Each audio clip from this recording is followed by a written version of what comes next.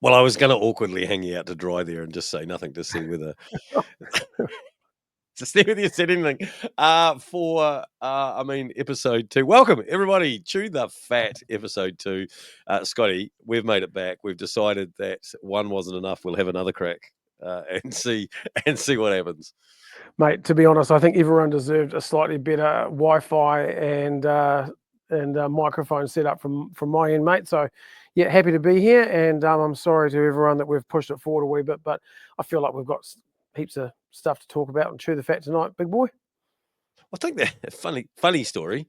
Well, everything's a funny story with you, isn't it? But it's like nearly 9 p.m. at night, and you've still got time to chew the fat. Like, Well, I've still got time, and I'm drinking coffee. Whoa! And I'm drinking coffee. I actually think Scotty Brown should be banned from drinking coffee. Like, you don't actually need coffee, mate. Yeah, yeah, that's interesting. I went to the doctor yesterday. Went to the doctor. Oh, yeah. How many weeks did you have to book in to go there?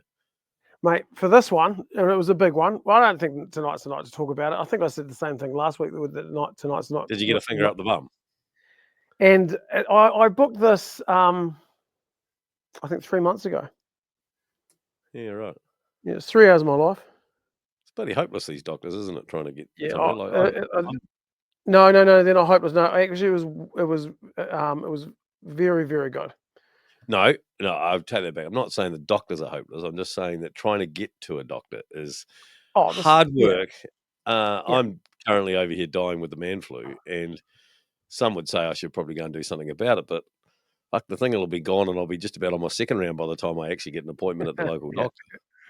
Yeah, I was listening to something on Talkback the other day because I do that now, and yeah. Who do you like on Talkback? Who do you like on Talkback? Well, are you ZB or what are you? Yeah, I mean, I am a Hosking guy.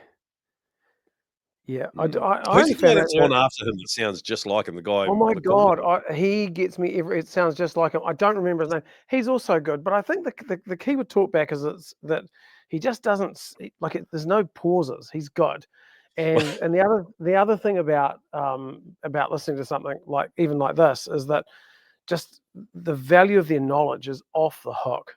You know, it really is amazing. So I'm a Hosking guy, but anyway, what I was talking about is that there was complaints about how long it took, and it could take 2 or 3 weeks to go and see a GP, and that's like what you're saying. If it takes 2 weeks to get to a GP, you'll be well and truly over by then, mate. Yeah. What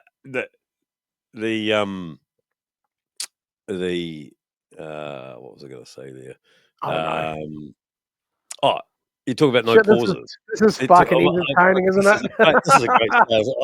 At least I know you and I are going to be entertained, right? I must sound terrible because my nose, my block. Do you listen to Marcus Lush in the evenings? Have you ever listened to Marcus Lush in the evenings? Because if you talk about pauses, that man could pause a man. If anyone can pause, that man can pause. You did well bring his name up. I can't. I think he's cool, but I can't listen to him. It drives me crazy. I'm speaking for him in the car. Filling in the gaps. It's like someone that's got a stutter, isn't it? Can't say. Now, did you know that the tour to Taiwan was on this week? You probably didn't. I did, but I'm happy to say I didn't. If that makes your story no. You say you did. It's just interesting because, of course, we deal with Factor. We've got a very good relationship with the guys there, and tour to Taiwan is actually quite a big deal. And it's the old story. You just get bombarded with this race and that race and general information. But I just think that it's one of those races I think that people should go and watch because Taiwan's a very cool place. Have you been there? Never. It's a really cool place, mate. Really cool. Beautiful roads, great riding, amazing food. And the culture of cycling in Taiwan is nothing like in Europe, right? Because it's much more modern. It's all about the building of bicycles and mass produced. Getting chased by dogs. And getting chased by dogs. Yes, we should actually talk about that trip one day. That was actually pretty cool. But anyway, Tour to Taiwan's actually pretty special, and Aussie won it this year. Who was that? Who won it? No, I didn't. Who won it? Bradley Gilmore, and he rides a cool bike. That's pretty cool. So, does he ride for Israel? Yeah, Israel Premier Tech. Yeah. Yalla, yalla. Now listen. As you well know, because you're the guy who takes all of my spare pennies and some that I borrow from other people out of my pocket and put them in your own bank account. I have two factors: the gravel and the road, and they are being the most amazing bike to ride, right? And love them to bits, and they're just so good. People say, well, I mean, if we look at Factor, and I think it's a great brand, otherwise wouldn't have them, but and they're aligned with Israel Premier Tech, and there's a whole Chris Froome thing there or whatever. Yeah. They haven't particularly done all that well, have they? And Factor gets knocked as a, what did I hear someone say the other day? It's an influencer's brand, or it's an Instagram brand, Oh my or God. Is it? Well, I guess from the outside it is, but if you knew the story, and I bet Rob would actually come on this one day and have a talk, because he's a really nice guy. So Rob owns the company, but here's the thing about Factor, mate, is that what people don't know is that Rob was one of, or something. Was he in aeronautics or something? No, was he in something else? I'm scared that I haven't got my facts right, because you caught me off guard a wee bit. But the fundamentals of Factor stem way back, right? So long story short, yes, they're an influencer brand because they're influential, right? It's as simple as that. Like, what other brand is doing what they're doing? Nothing. There's no one doing it. Like, you can't turn around custom bikes that are bespoke one-offs in 90 days or less. It's insane. And they do that because they're a small company in the world of big companies, right? But Rob was one of the pioneers of, and I mean pioneers of, carbon fiber, full carbon fiber frames in Taiwan. And when you walk around with Rob in Taiwan, it is like walking around with Jesus. It is insane. The guy is well known. The guy's well known on the street, not at a bike show. He is at a bike show. It's mental, but he's very well known. So his company built Santa Cruz. His company built Cervelo. I can't remember some of the other names, and I don't want to get in trouble for it. But big names, right? And effectively, when the Formula One team came and talked to him about building this one-off piece, because the team wanted to do something extracurricular in the background and sort of as a fun, non-car thing. And there's a great podcast, actually. We should list that, because it's very interesting, and it will make you, if you like Factor, love Factor, and if you love Factor, become a fanboy, because when the team was using Rob as their go-to for carbon stuff, and that's everything from the handlebars and everything, and they built that special bike, which is on their website, etc., which I can't remember the name again. It wasn't until after that, when they said, "Oh, we're actually not going to do anything with this," Rob said, "Well, I'll buy the name," and that's how it became Factor. So, yeah, maybe people from the outside would see that if they didn't know the story. So if you're going to pipe up, you've got to know the fucking story, and that's the story. That's a good that's story. The story. It's not a. I'm a believer. Like, you don't. I'm a believer. I'm a believer. I know. That felt like I was having a go at you, and I wasn't.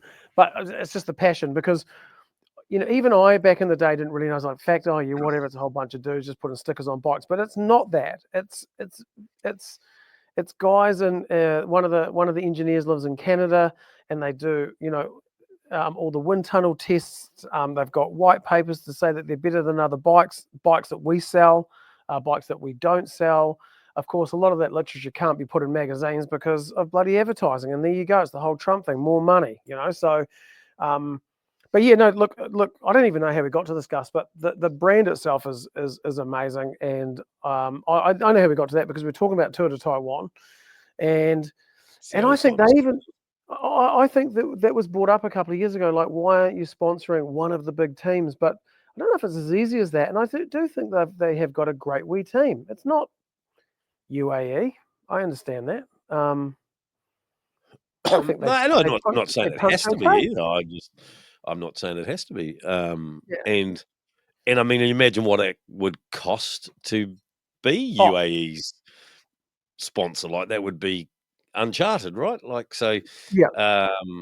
Look, look, I'm just saying. I let you know, I'm a believer. Got 2 of them. Yeah, Been the most but look, beautiful bikes I've ever ridden. And I encourage anybody to get down to Scotty Brown's and buy a bike, buy a factor from him. There you go. There's a wee plug. yeah, that sounds like an advert, and I don't want this to be an advert, Gus, but thank you. But I tell you what, I will do a wee advert. So we've been selling the Factor VAM, the 2.0 Ostro, Australia. for a wee while. I love the gravel bike. It feels like a road bike. I've been harping on about it for months and months and months. Why would you buy a road bike? Blah blah blah. Especially when you're a fat old man, right?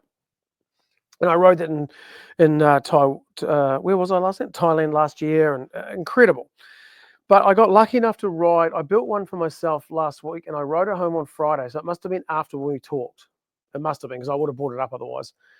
And it was only a 20-something K ride home, and it's the same bike as you've got, except I haven't got the cool wheels like you have. It is off the charts. It's off the charts. So why is it off the charts? You get out of the seat and it's electric. The fact that you can ride wider tires on it, and I'm 90 something kgs now, it's ridiculous. I'm super fat, but it's 60 psi. You get out of the seat, it's instant power. It's you're sitting in the seat going over bumps, and it's soaking up the bumps and whatever the cool words are to use. It is just electrifying, and there is a lot of nice bikes around. But in the Pinarello world, you'd have to spend 20% more to get what I think is about the same. There's multiple brands that would say that they're as good, and I honestly don't think they are. And there's some really nice bikes around, you know that. But boy, oh boy, that thing's a weapon, mate. It's a weapon. I totally agree. I agree with you. Like it's puts power, so it's stiff. It puts it straight through to the ground. It's direct. It's the wheels make a difference. I was running mine Yeah. on. Well, actually, just really digression. I mean, I built that gravel one originally. That I've got that Team Amani one, and we ran 2 sets of wheels on it. Right, that was we pulled my Brixia apart and we built that factor and ran 2 sets of wheels and was going to ride it as a road bike and a gravel bike. And I did that for a wee while, and then eventually decided that maybe I should get a road bike again, just like you've just done. Yeah. And it's as good as the gravel bike is, and with a road set of wheels, it's hard to tell the difference. There is quite a difference when you get to the road bike of this Oscar, right? And Yeah, it's amazing. and now I've finally completed the set and put those black ink wheels on it just before we did coast. Whew, holy Batman, it's fast now. Yeah, and it was funny because I was thinking about you, and I was actually thinking about young Nick Malloy, who works for me here. The legendary runner and just great kid.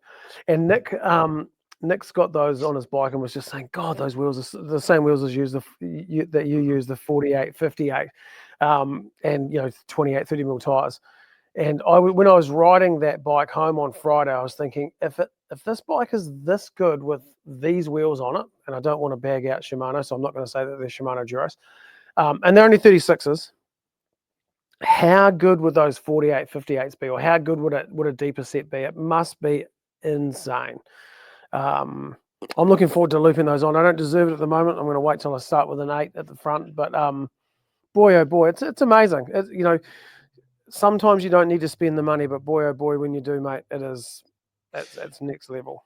The 60 psi thing's an interesting thing too, because I'm still getting my head around how low I can run the tire. Like I've gone to a 30 mil tire. And there's a few people out there running 32 now as well, right? So I've gone to the 30, and you jump on that Silka app and do all those things, and it tells you, it should be 60 or 60. Oh, mate, I still can't lower it that low to that 60. I'm still at the high 60s or something. Just psychological. What is that? It's just a psychological thing. It's psychological for sure. I mean, when I was at Denton Park and we were pumping up tubulars, we would put 220 on for championships. 220 psi. If I was running, What on earth did you put that in with?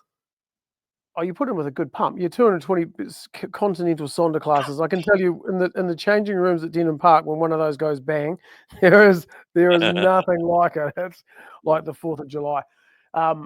But yeah, and we've had so much discussion about the tire pressure thing lately. In fact, we had a great guy come in today, Steve. He brought verniers in with him because he's changing tires around, and he's normally not that guy, but he's getting so into it because he wants the most comfortable. So he brought verniers in and measured his Victoria tire and his Continental tire, I think I want to say. And one was 30 on the box, but only measured 28 when you actually pumped it up. And these are the other things you got to remember, that it doesn't just depend on what the box or the tire says. It also depends on what rim you're putting it on, because a modern rim that's sort of 24, is it? I can't remember. When it's wider at the rim, it reshapes the tire. And in fact, that's what you want. A 28 mil tire on a rim that should really fit a 25 will not ride like a 28 was supposed to ride, because what you effectively want is you want the casing of the tire to be horizontal. Is that right? Is that the right way? Horizontal, vertical, horizontal. Yeah, you want it to be horizontal, because if it's not bulging out and it's going fundamentally coming straight down, then you're getting the performance and you're getting what you want out of the tire. Does that make sense? Yeah. Yeah, and then tire pressure makes a difference. But if I'm sitting around 90 kilos and I'm running 60 psi on my tires, I'm telling you that's where you should be, because I was 110 psi guy all my life when I was racing, and most of the guys at 35, 40-year-old plus would be. Gus, you got to man up and go low pressure. It's just next level. 60 psi for you all day long, mate. You're a little fish. Do it. Do it. Right, job's on. I'll get the little digital gauge. Are you a digital gauge guy? No. Are you just like, how do you know you got 60 psi then? Look down. Put your glasses on and look down. No, none of the gauges work on my pump, so I've got to use your thing. 60 in the back, 58 at the front, or 62 and 60 at the front, and have a go. Worst case scenario, put some more on the road. It's no worries. But can we just get back to old mate? Who the hell's old mate? Old mate. Two at a Taiwan. GC winner. Go back again. Yep. Jesus. Bradley Gilmore wins one of the biggest Asian races. It's a race that's been around a long time. I think Brendan Hart rode that 5 years ago. It's a famous race. It's in the heart of modern bike riding and mass-produced bikes, and it was won by a team that rides a bike that's produced by Rob, who is the messiah of carbon fiber bikes in Asia. So I think that's a really cool story. Okay, there you go. Thank you, Gus. I appreciate that. Jesus, mate. No, I think that's great. Like so many of these races out there get missed because they're not the thing. But so many of these races out there have amazing history with them as well. That like you say, and I think if you were going to pick something, I mean, Taiwan's maybe, and I'm not sure about the Jesus of Taiwan. Jesus wasn't Taiwanese, I don't think, from memory. But no, Jesus is everybody's Jesus, mate. Doesn't matter where you're from. That's what you got to remember. And the other thing that happened this week, which was super cool, we actually, sorry, this seems like a sales pitch for the store, and it's not. It's just really interesting, and I'm sure that people will love it, and you should too. Is that, do you remember a guy that like stole the hearts of the Kiwis, who got up early enough in the morning, that jumped over a high jump at the Paris Olympics? Hamish Kerr. Yeah, do you remember that name? Yeah, I know the guy. Well, Hamish Kerr is a lovely guy. And I'm pausing there because that's what it needed. He's a lovely guy. He wanted to shout himself a bicycle and ordered a Factor Prisma Studio in gold for himself as a gift. Yeah, as a gift. And he's been very patient, and we haven't quite got to the build process, but we delivered that bike frame to him this week, and we obviously put it on social. But that didn't capture the reality of him doing that. So, gold medalist in high jump. comes back to New Zealand, starts enjoying bike riding in his off season. Says, actually, I've got heaps of mates, Josh Scott, those sort of guys, and Josh is a great kid. I want to ride with them. I'm going to shout myself a bicycle. Shit, can I get a gold? Oh my God, I can get a gold one. Okay, I'll look after you, mate. That's what I said to him, because we are, as Kiwis, owe it to him. And he picked up his gold factor, and it was made for him. And man, that was a cool moment, mate. What else? Great kid. What else did it have on it? So it was gold. It was black with gold. Yeah, and he's going to get gold wheels, the same as yours, 48/58. So we're only going to put 105 on it, but we're going to bespoke the 105 and make it all black and do some really cool stuff. It's a weekend warrior cafe bike for him, and he bloody deserves it. So it's not going to have gold ceramic speed chainring, derailleur. I mean, you know what I'm like. I like the bling bling, but I just feel like I'd be taking advantage of a Sunday rider. But he's open minded, so I should actually just give him a wee list, shouldn't I? Of gold things. Bloody gold set of nimble shoes to go with it. Now we're talking, mate. I don't know if there'd be a shoe big enough for that foot of his. What helmet do you wear with that? What helmet do you wear with? What kit do you wear with a gold bike? Mate, the kit you wear with a gold bike is a Scotty Brown kit with a laser helmet. A laser helmet. I love laser helmets at the moment, and I know that every other company that we deal with is going to be like, "Oh, well, that's fine." Now, the other thing to do with athletics and is that what was that 15-year-old guy that did? He's going to do the fastest 4-minute mile. What's his name? And let me have a look. He is a special kid. Sam Ruth became the first 15-year-old to run a mile under 4 minutes after clocking 3:58:35. He's 15, mate. 15. That's absolutely. And Sam Tanner was running with him. And Sam's a good guy. He was in the other week and he signed the wall, Gus. And, mate, that guy's got enthusiasm. I love it. And he's got a moustache just like you. And he's a good looking kid. He's lean. I'll give him that. He's not like me at all then. He's got a moustache. But yeah, I just thought that was worth talking about. We're on a sports show after all. You know more about running than I thought. Me? Yeah. Well, I mean, you just take note of things like that. I don't think I watched it. Maybe I did. I feel like I did one night with my parents when John Walker ran or went for the 4-minute mile. Am I on drugs thinking that I watched that, or did I hear about it? I've got a funny feeling it was we watched that. It was a big deal. Be black and white, bro, wouldn't it? Yeah, I think it was.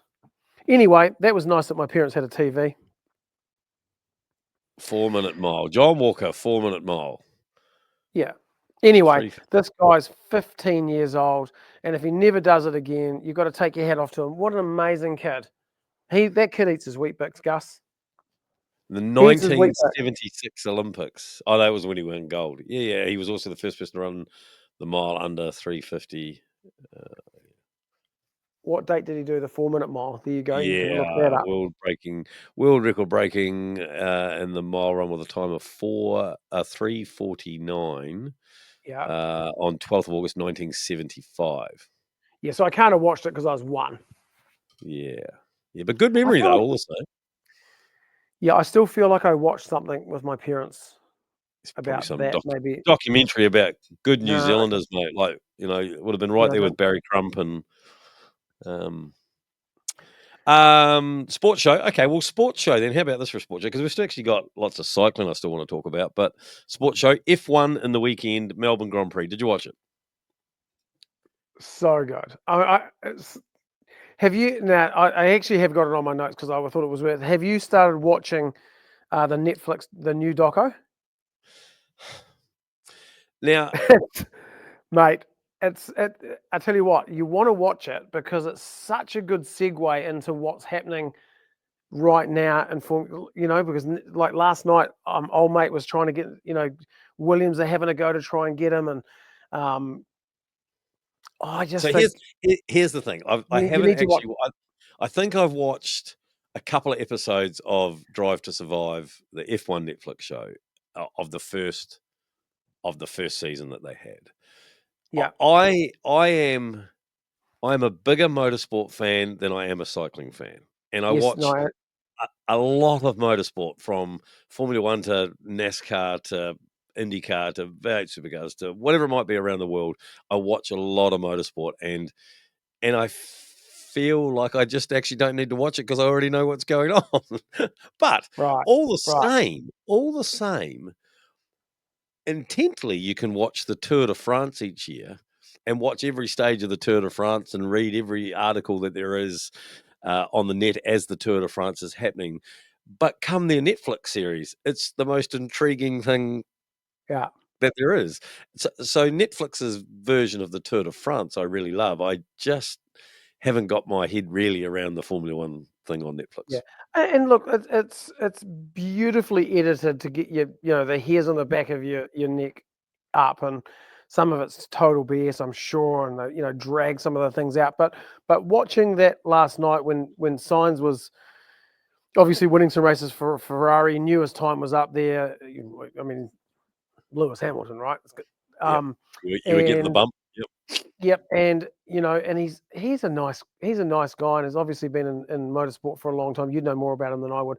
And to watch that battle and who's gonna get him, and then the feeling you got from it was that he saw the historic Williams. I mean, Williams was it, right? They had Schumacher, um, uh, Senna, I Coulthard. think. Senna, Yeah, Senna drove for Williams quite early in Frank's days. Coulthard was there. Um, or Ralph Schumacher spent quite a bit of time at Williams. right, Um, and in fact, Michael Schumacher never went to Williams.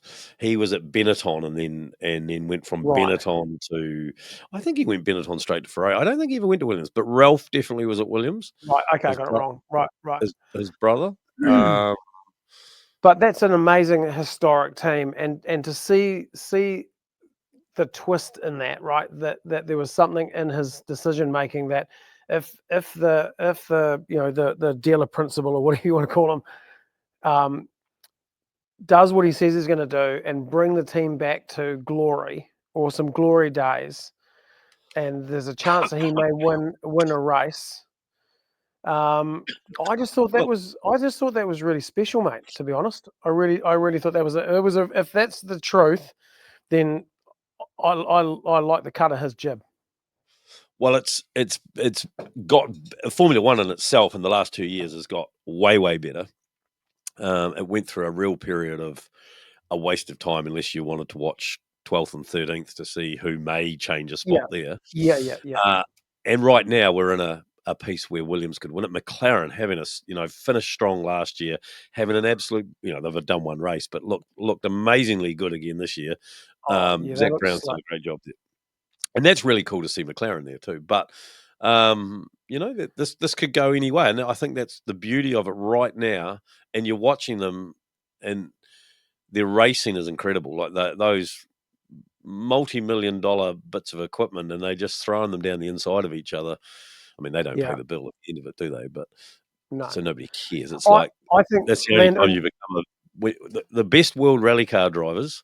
Like one of the reasons I reckon, and we're really sidetracking now, and I've known Hayden Paddon for many years.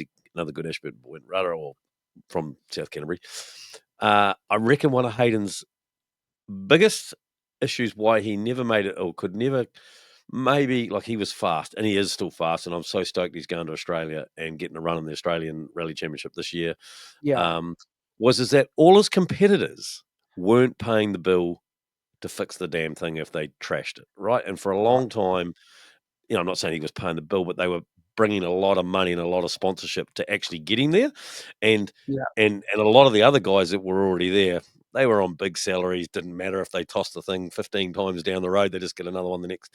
And I think there's a lot in that to be able to really go 11 tenths or 12 tenths every time and go that hard. You kind of need that not to have to be worrying about, are we going to have to fund rebuilding this thing, or you know yeah. Well, it's money, isn't it? I mean, if everybody was getting paid $200 to race, and everyone had the same car, same tires, same everything, it would be a whole different story. Well, Money talks. what? Do you know what Lewis Hamilton's Ferrari deal was? No. $446 million is the deal that was done there. I mean, it's over a period, and there'll be a whole lot of caveats to it, and there'll be, I think there's some sort of life ambassadorship thing goes on there, or some rubbish. But the package deal was $446 million to get him to go to Ferrari. I like him though, and I'd rather see him get it than Verstappen. I don't like Verstappen's lips. When he was younger, did you see the post race? Now, are we going to talk about cycling or not? I don't know, but we're not here to talk cycling. We're here to chew the fat, mate. What are you fucking talking about? Right, okay. Oh, yeah, okay. Verstappen's post race interview, and poor old Lando Norris nearly fell off the couch laughing. They asked him about the conditions or something, and he just basically replies, "Yeah, it was raining, it was slippery," and then puts the microphone down, and that was the end of it. I mean, his arrogance his arrogance is hilarious. But I can't. Like Lando Norris has got a beautiful complexion, lovely eyes. He's a nice kid.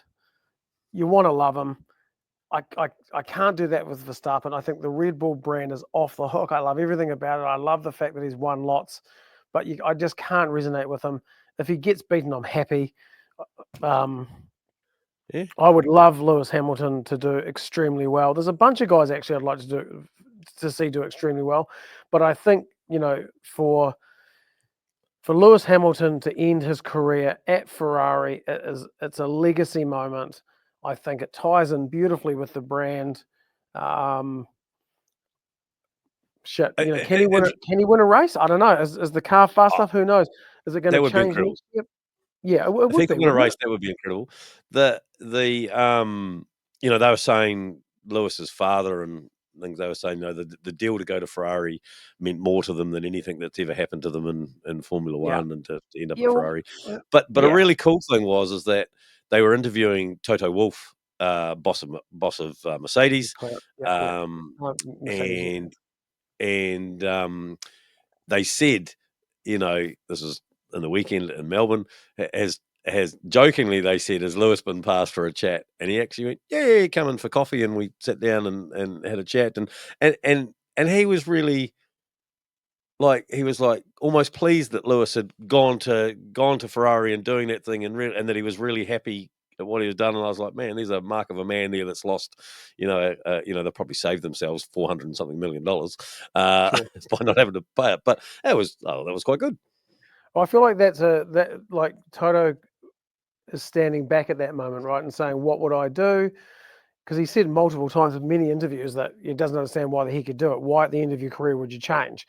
But I think if he sat back and looked at it and thought, why would he do it? You would understand why.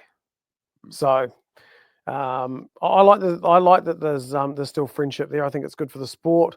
Right now, apart from Verstappen, I would get up early in the morning or late at night to watch the race in case Lewis wins, right?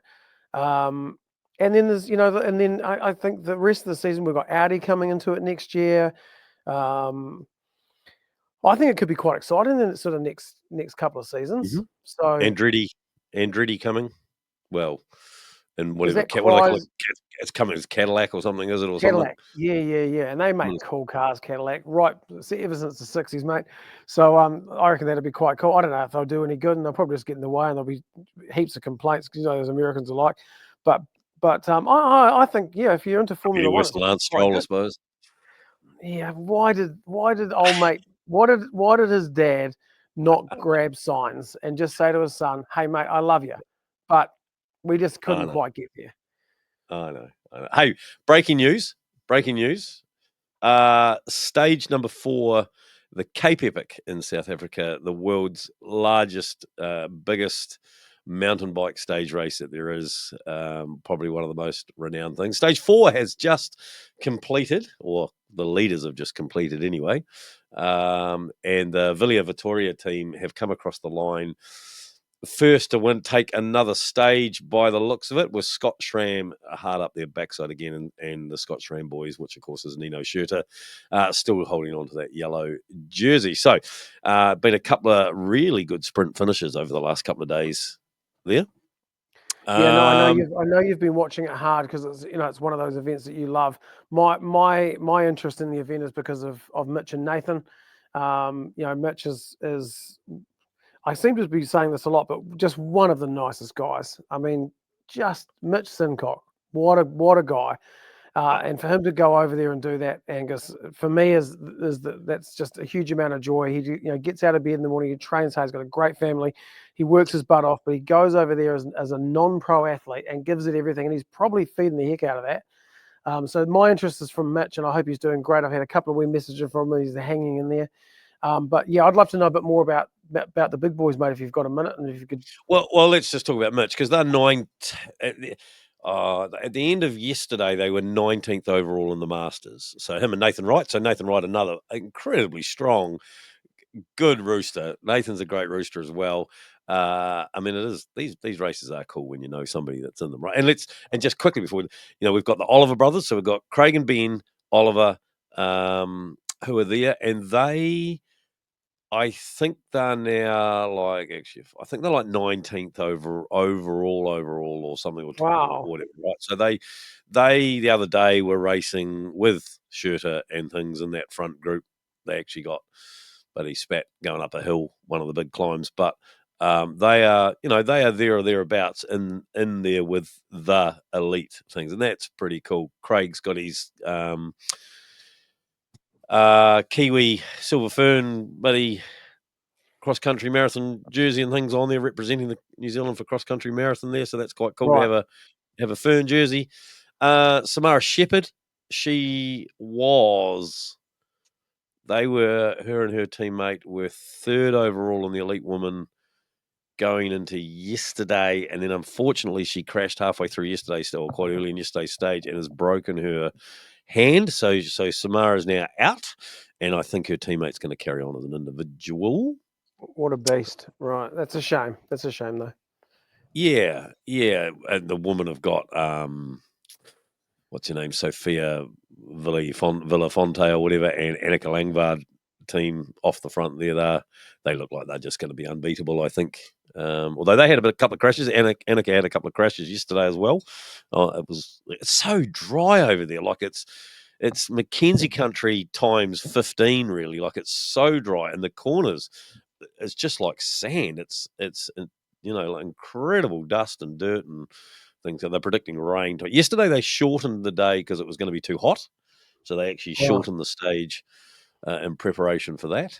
What sort of temperatures are you talking? Is this 30s or is it getting high 30s? I think it's high 30s or something in the year. Right.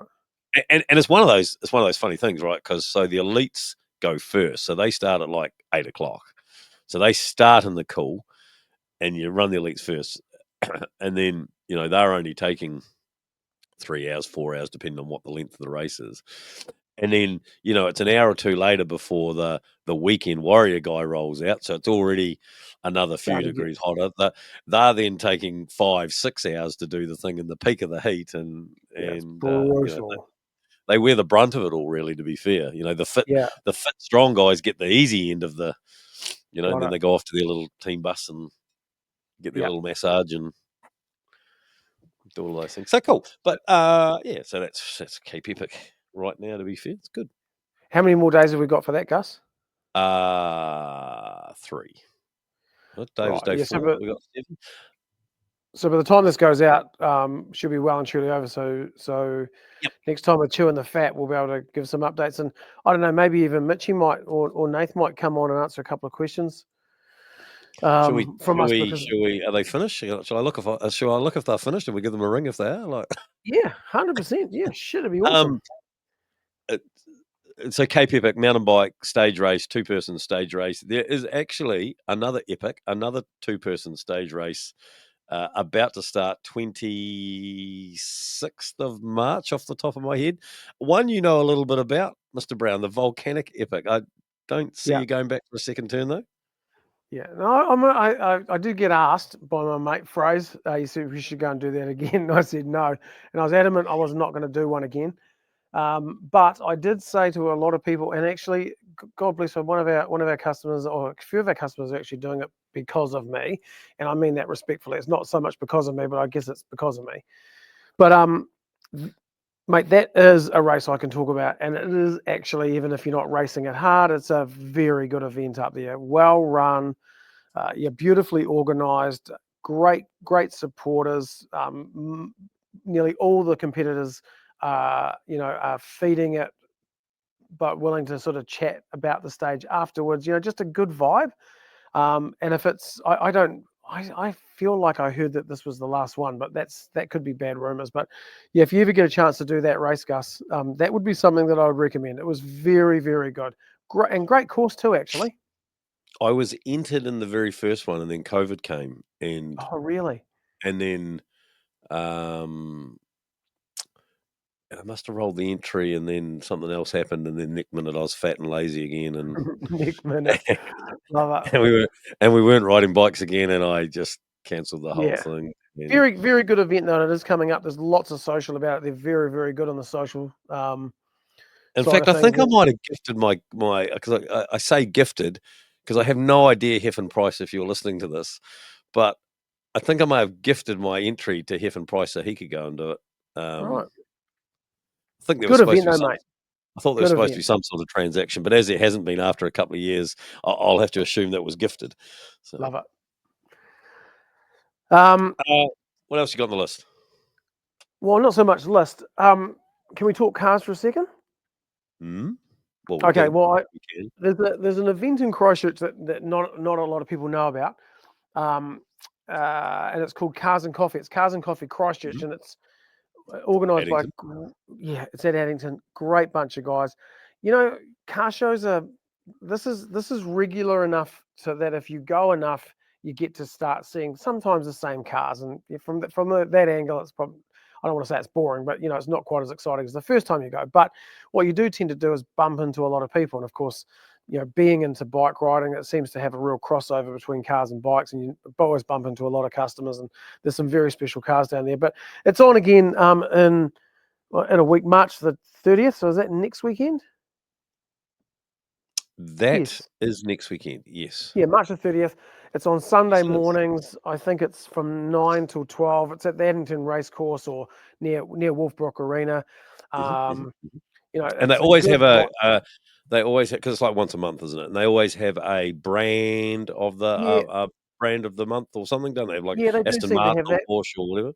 Yeah, they do, mate. And last week, last month, I think it was Aston Martin actually. And boy, oh boy, if you're a car guy, some of those new Astons are very, very nice. But I just thought it'd be cool to shout that out because a lot of people that shop here do actually go to it. There's a lot of people that do take their cars to show. I tend to take something that I like, but it doesn't always have to be my most favorite. I generally park it away from everywhere else so people can walk around it. But it's just worth going to have a look at. And you could even, if you get out for a bike ride, you could pop past and have a look, Gus. But very cool. If you took your car down there, it's not out of place. It's not total get your chest out stuff. It's people that like cars who turn up and just have a look around. There's coffee and there's bagels and bits and pieces, a bit of food there.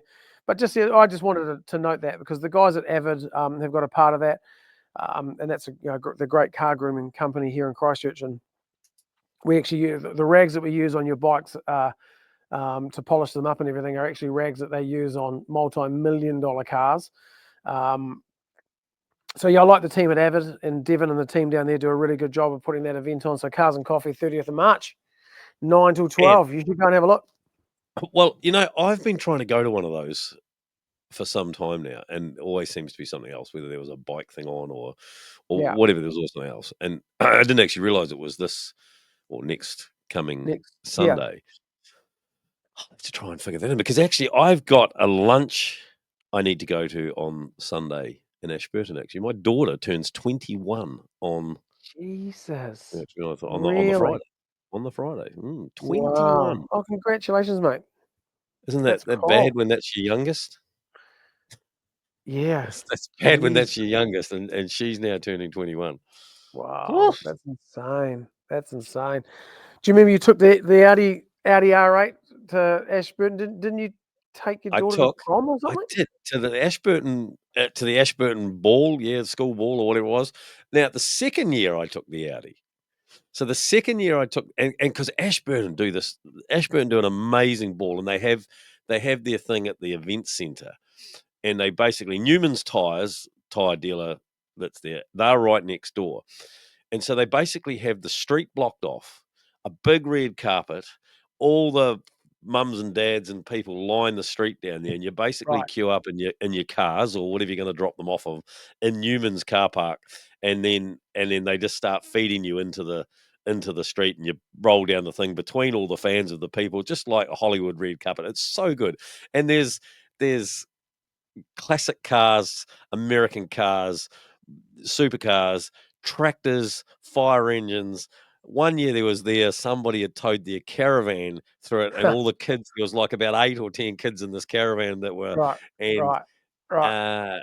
so the second year I took the Audi. The first year I took your purple Porsche. Oh, did you? Yeah, and you know what sort of a noise that purple Porsche makes. Oh, yeah, it's a Uh, beast. It's a so beast. it's winter, and it was a starry night. There were people everywhere, and I was just wah on the throttle pedal, Yeah. just like banging and cracking, and it was so good. Yeah, yeah.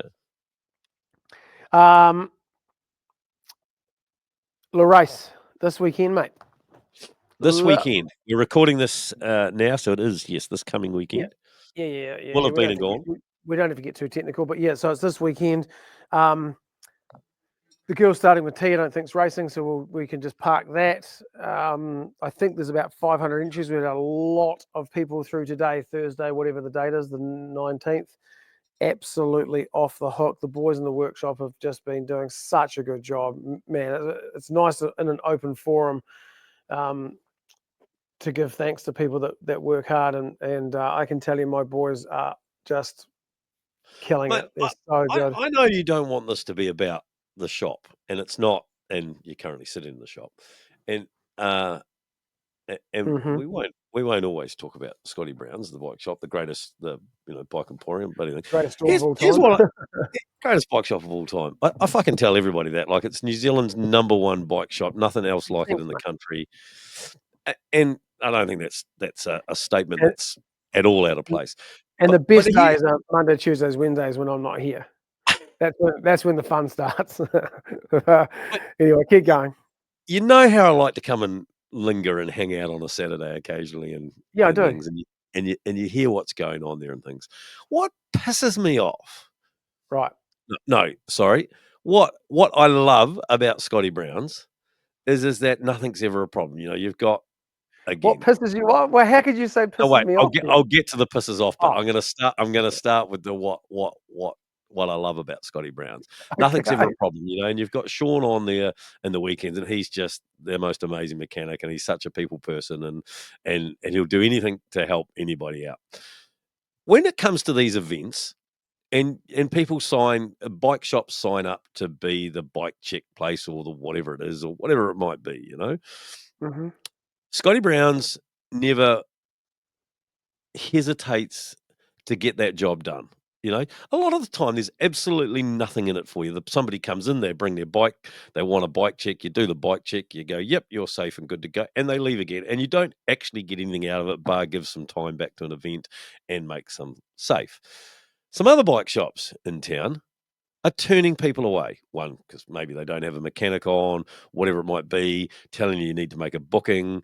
I heard a story the other day of one bike shop where these people had come from Australia and they needed to get a bike check done or something because they'd come for a race or come for something, and they'd arrived and built their bikes and needed a wee check or something, and they got turned away because they needed to make an appointment, and that would be 2 weeks before they could get that done.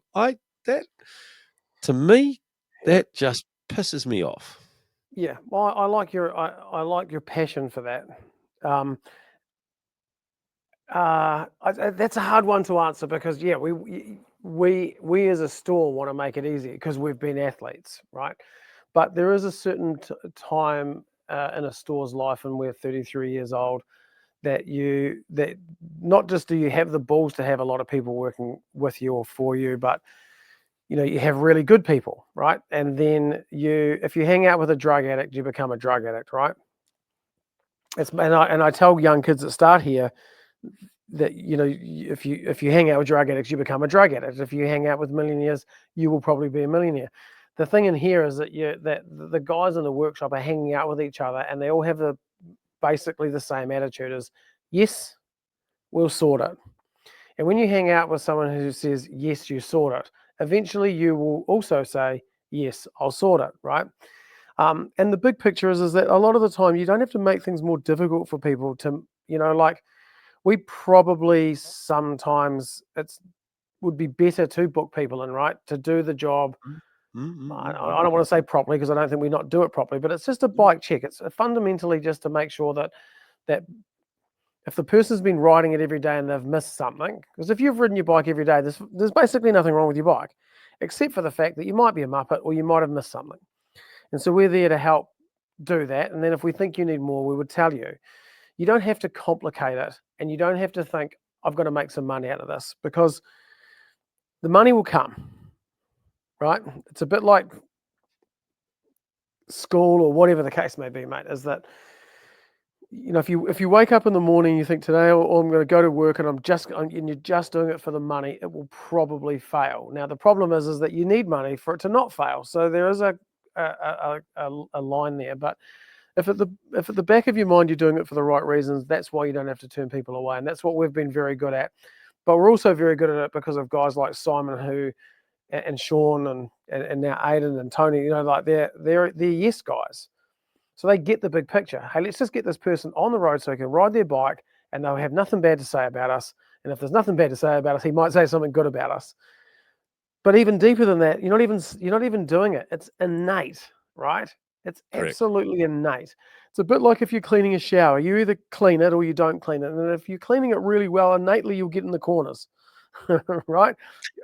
You can't teach someone that, right? You just want the corners to be clean. You don't want pubes hanging in there or whatever. So you clean the shower real good. And that's our philosophy, mate. And the philosophy isn't even talked about. It's built in. We're fundamentally a yes store, and I appreciate your feedback on that, because it does. We get at a customer in today. His name begins with S. He told me about a customer that bought a bike from another store that now is allowed to shop here. He picked his bike up the same day because Simon sorted it out for him that same day. His expectation was he wouldn't get it for a week, and was absolutely blown away to the point where he told this other guy who came in today, whose name starts with S, and the guy that name starts with S told me, mate, you made such a difference to him. He's telling everyone how great you are. Now, was that hard? No, just get shit done.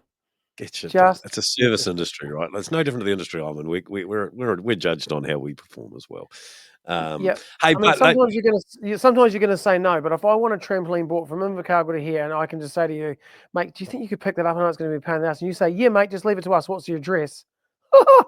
How good. Now, you probably think to yourself, oh my God, this is a nightmare. But the customer doesn't need to know the pain. I don't normally think it's a nightmare until that day you rang about a skate ramp that was in Queenstown or something. And then I was starting to get concerned about how we were going to disassemble said skate ramp and move it to SB land / Pastrana land. I did walk away from that. I did walk away. Now, I'll tell you what we've got coming this weekend. No, wait. Shut up. I want to ask something else, because you were talking about cleaning the corners out of a shower. How's your Airbnb going? You've got the Airbnb going on? What sort of a landlord are you?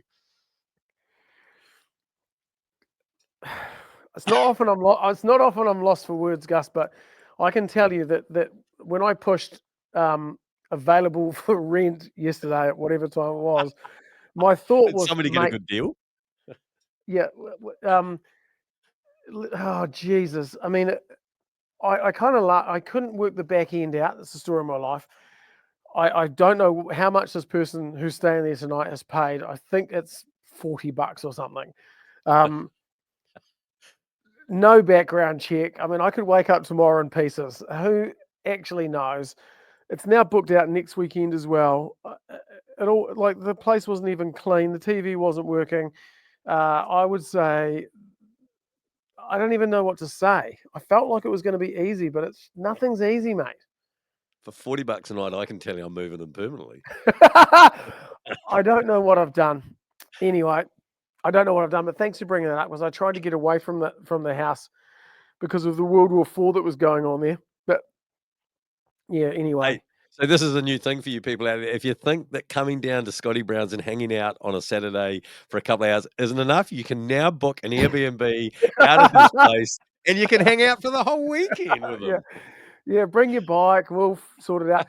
No, so Griffin Paulson's coming back to town. Now, Griffin is a slope styler, very, very cool, engaging young guy, a great Kiwi girlfriend who's a tattoo artist.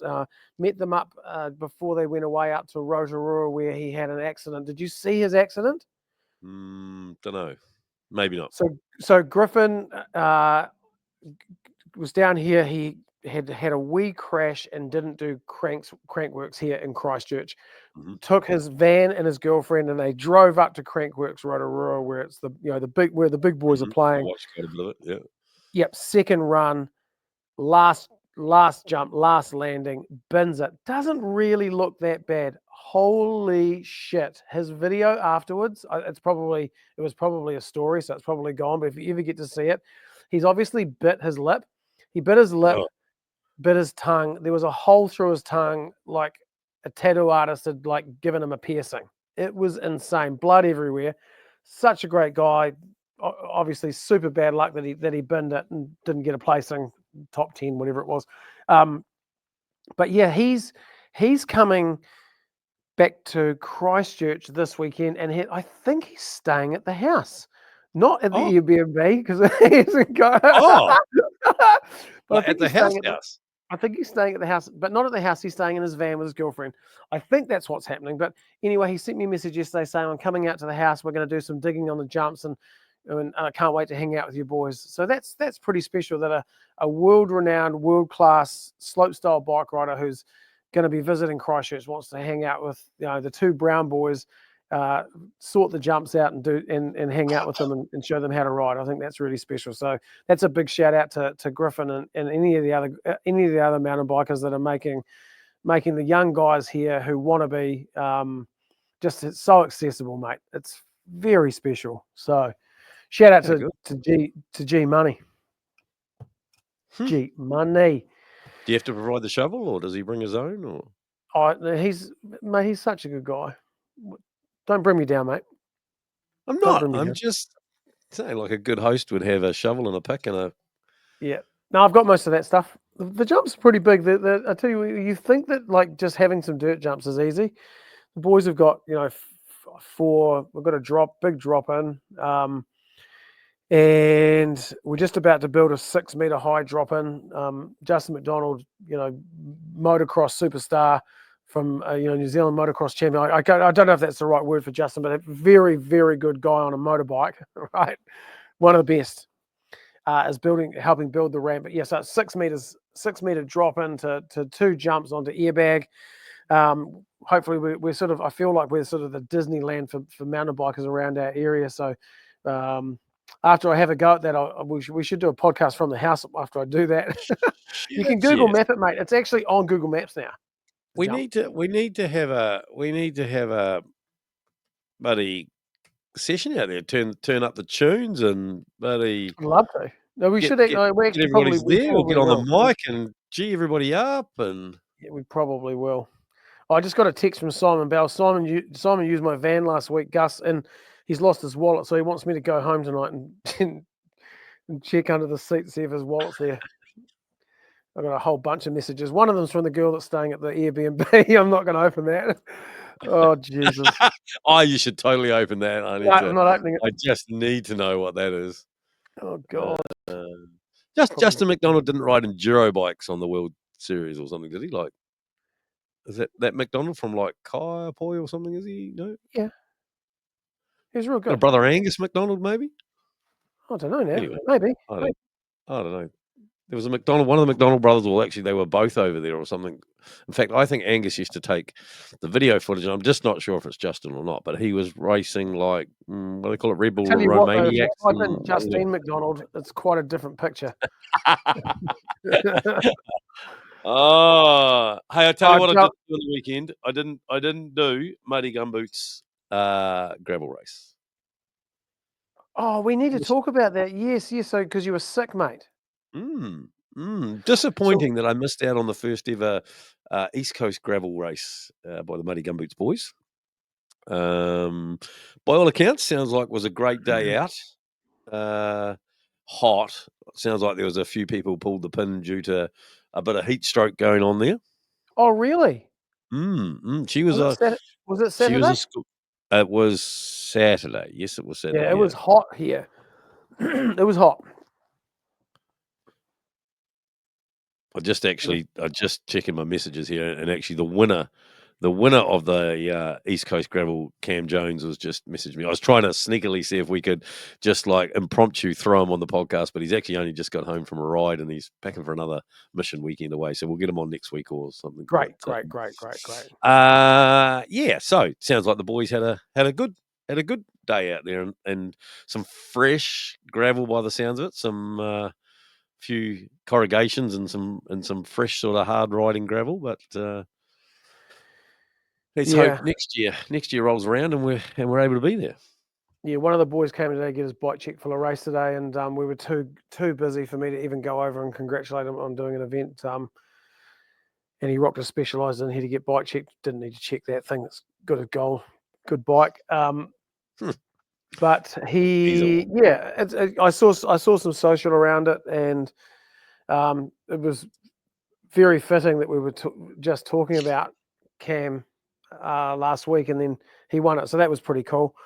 Did you talk to Cam and see if did he listen to our last one? I sent it to him, so probably didn't listen. Oh, he might have. He's got hours now. No, he's very, very good at that. no, he's very good at. I mean, like he spends a lot of time on a bicycle, so yeah. I think he chews through a few different things. I just said some quite nice things about him. I was wondering if you said anything about that, but whatever. You're not fanboying or anything there, are you? No, not at all. It just, just a check, just in case you've talked to any, pros this week or anything that you want to name drop or anything like. Actually, I've been talking to Gerro this week. So this is going to go out in plenty of time. There's a few tickets left. I think there's 15 or 20. There's a lot of people away on April the 11th. But if you don't know who Simon Gerrans is, you need to Google him. Simon Gerrans is not only a great Aussie bloke and a great guy. His story is incredible. I think Australian champion, goes to Europe, rides for Sky, ends up on Green Edge riding with Sam Bewley, wins a stage in the tour, wins is wearing the Giro d'Italia pink jersey, the yellow jersey, wins Milan San Remo. Now this is also a guy that was, if you've been or if you've been on Instagram at some point, you would have seen the service course. Have you seen the service course? Yes, I have seen the service course. So Simon had a lot to do with the service course, a lot to do with that. In fact, one of the big shop in Dubai, which I've just forgotten the name, so embarrassing. It's right beside the Colnago shop. Wooly. Anyway, he had a partnership with those guys in selling the service course, apparel. So he's got he's a shrewd, cunning businessman, really, great historic bike rider, and he's coming to Christchurch. But he's not only coming to Christchurch; he's coming to Christchurch to see us.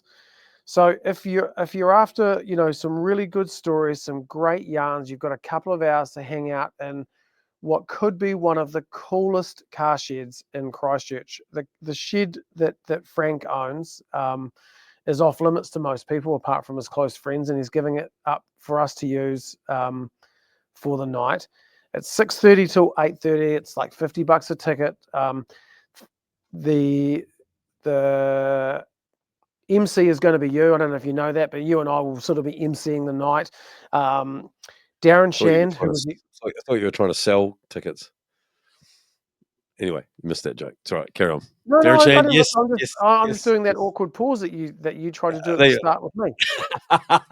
Darren Shand, who was the All Black manager for I think 15 years, an insane career working with one of the biggest global teams on the planet, is going to be up on the stage with myself, you, and asking Simon some really deep questions that probably I don't have the courage to, but more importantly, I'm just not smart enough to. So it's a bit of a who's who up on the stage, but these guys are, like their poop stinks, right? You can talk to them. They're there to be talked to. You're going to get a chance to ask Simon some questions, but you're also going to be in this venue that's, there's $2 or $3 million worth of cars. There's old bicycles. There's Vespers. There's memorabilia from the All Blacks that even Shandy will be blown away with. It is insane. So this is a wee plug for the night, but it's a push as well, because sometimes you just need to hear you just need to be pushed. Go on to scottybrowns.com, buy a ticket, or if you follow social, there's always a link. Buy the last few tickets.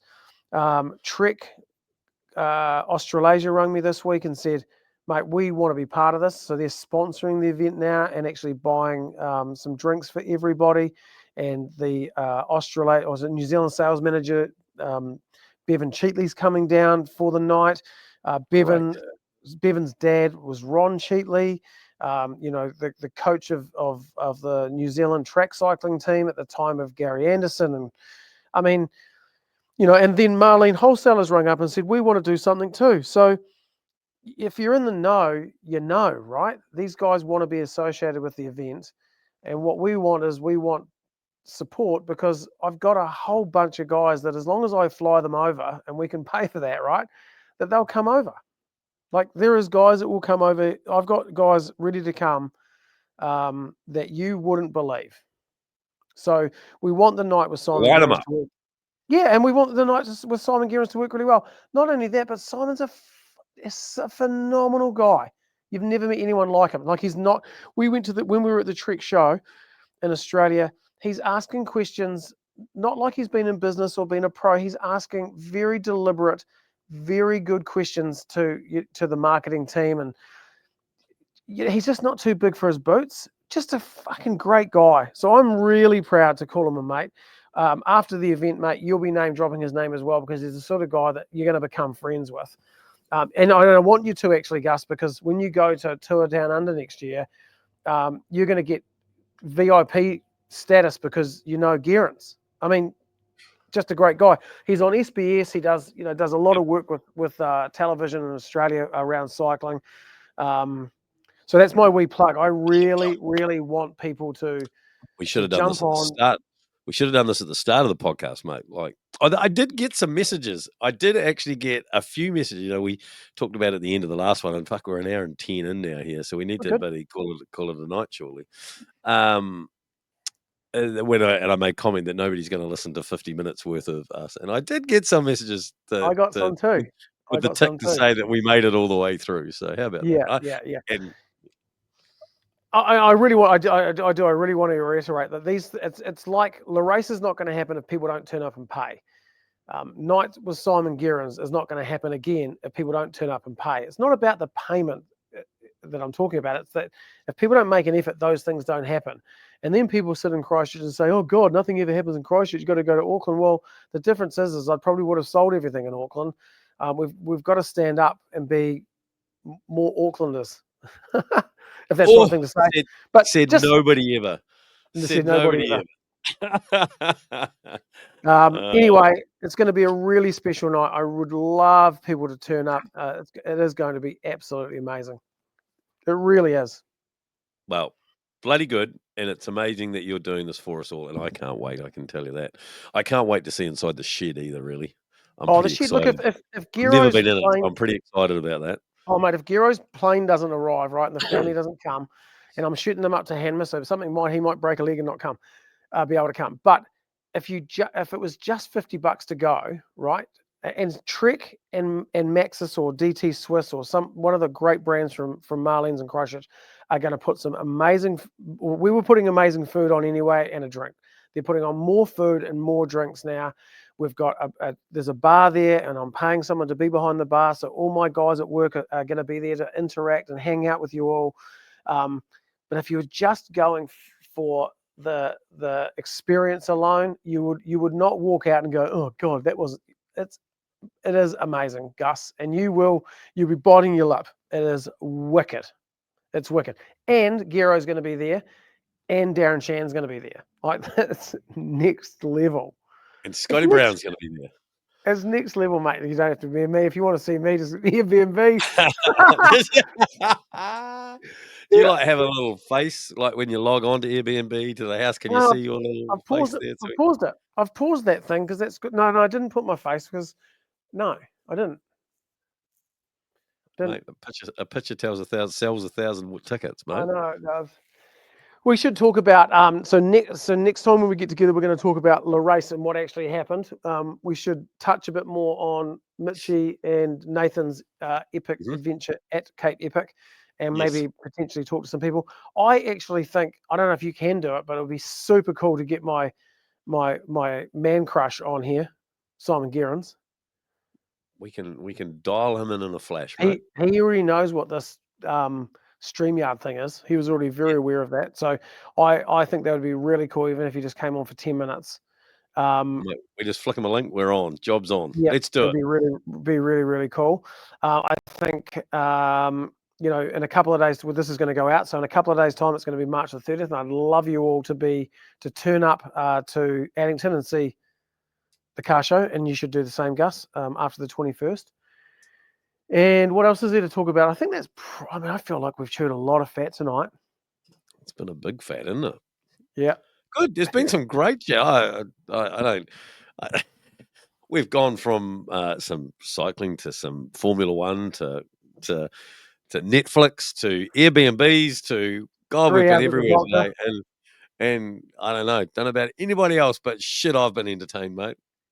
Yeah, that's what I think. The key is that it's a bit like the boys saying yes, right?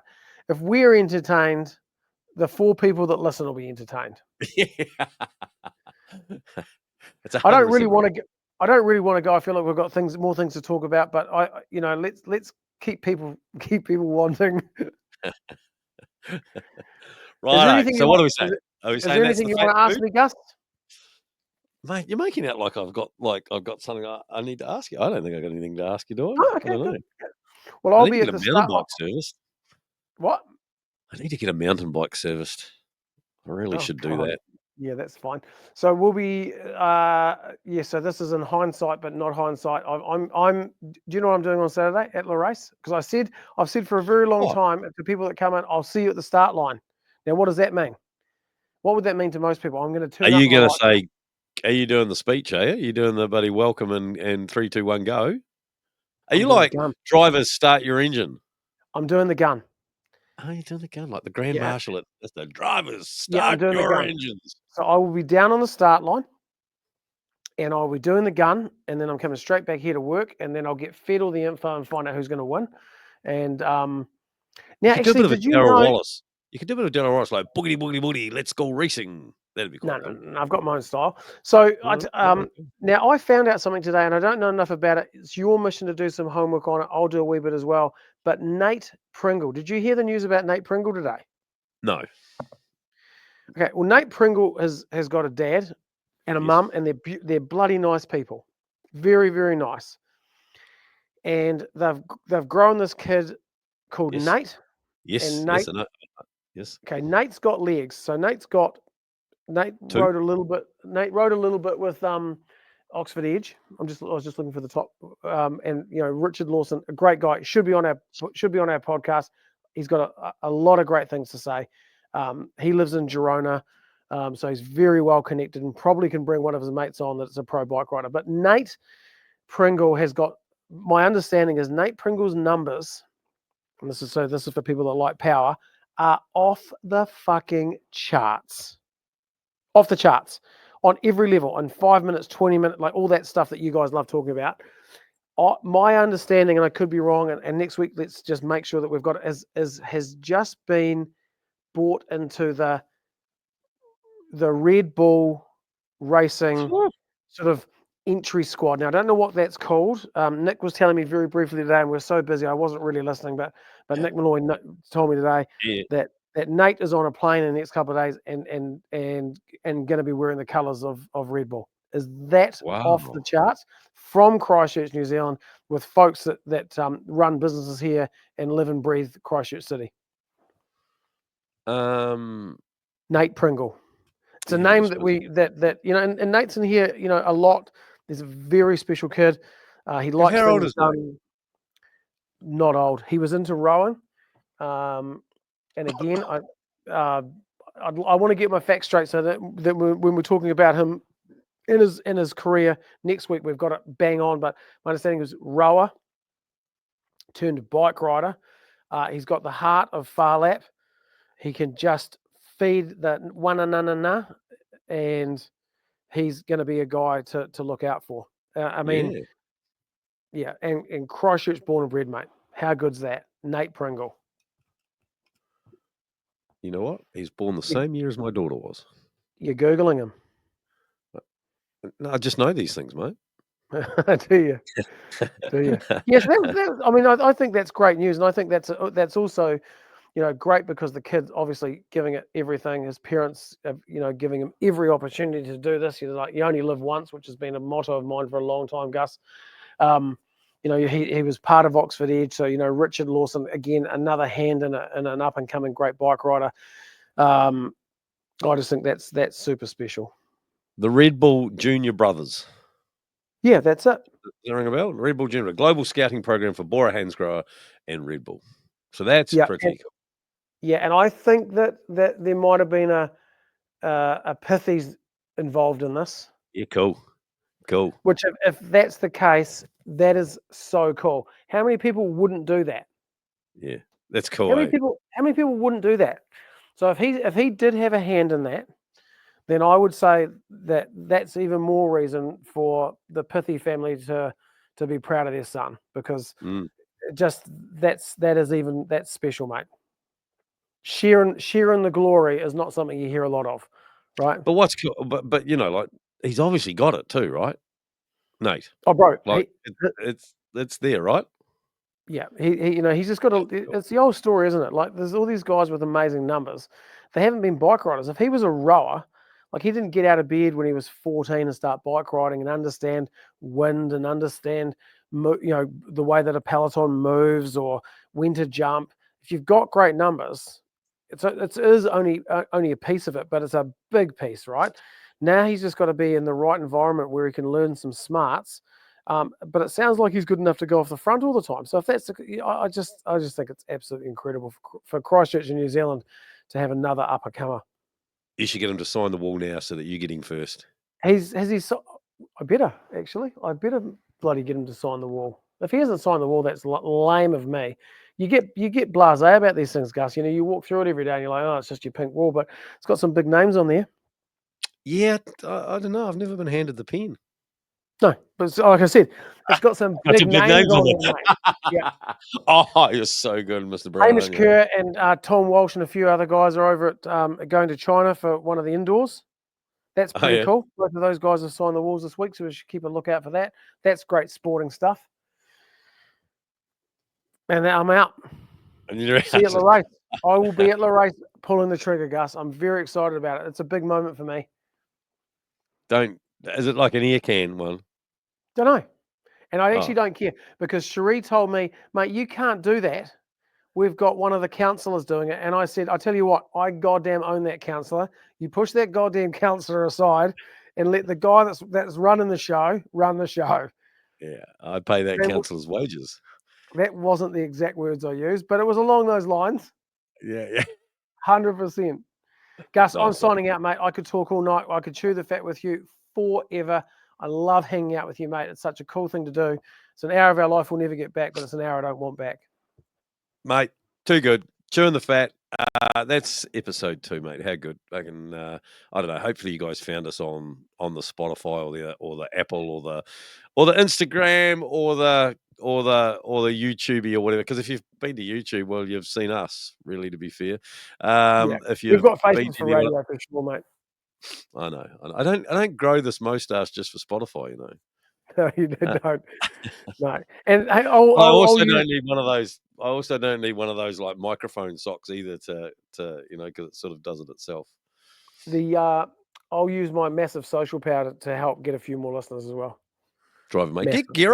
Get Gerro to share it, mate. Like he'll be like, Well, that's what we need, eh? We need some Australians to listen to us, and because they would think we were very, very, very special. Oh, funny. They'd think we're funny, mate, because Just the accents. No, just I tell you what. I'm gonna give you this promise. Next week, I'm bringing Gerro on, and the great thing about getting Gerro on is he'll make you understand that him and I are so tight. Is that awkward silence again? I fucking hate you. Say goodbye. I'm not sure why I need to know how tight you two are, to be fair. But See you, anyway, Gus. that's See you, okay. That's a fam. story. I'm out. Story for I'm another dropping day. the Thank mic. you for chewing the fat. Thank you for listening to Chewing the Fat. See you on the next one. Oh, I need to do something here. I'm supposed to push a button here, Scotty. What do I do? This one here. Wait, hold there.